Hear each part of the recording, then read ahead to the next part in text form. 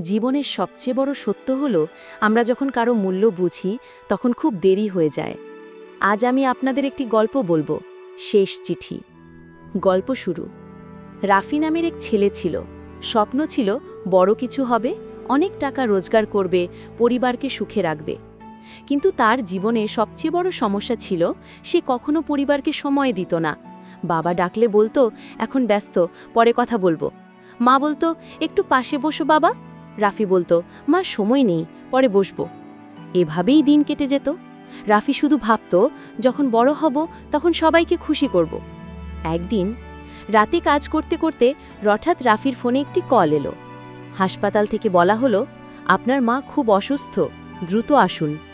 রাফি ছুটে গেল হাসপাতালে। মায়ের শ্বাস ধীরে ধীরে কমে আসছে। মা কাপা হাতে রাফির হাত ধরে একটি চিঠি দিলেন। চিঠিতে লেখা ছিল, বাবা, জানি তুমি বড় স্বপ্ন দেখছ, আমরা তোমার জন্য গর্বিত, কিন্তু মনে রেখো, আমরা টাকা চাই না, আমরা শুধু তোমাকে চাই। একটু সময়, একটু হাসি, একটু গল্প, এগুলোই আমাদের স্বপ্ন ছিল। চিঠির শেষ লাইন, যদি আর কখনো দেখা না হয়, মনে রেখো, মা সবসময় তোমাকে ভালোবাসে। চিঠি শেষ হতেই মা চোখ বন্ধ করে দিলেন। রাফি ভেঙে পড়ল। তার মনে হলো সে সব পেয়েছে, কিন্তু যার জন্য পেয়েছে তাকে হারিয়েছে। বাস্তব শিক্ষা। আমরা অনেকেই রাফির মতো চিন্তা করি, সামনে সময় আছে, পরে করব, পরে দেখব, পরে ভালোবাসব।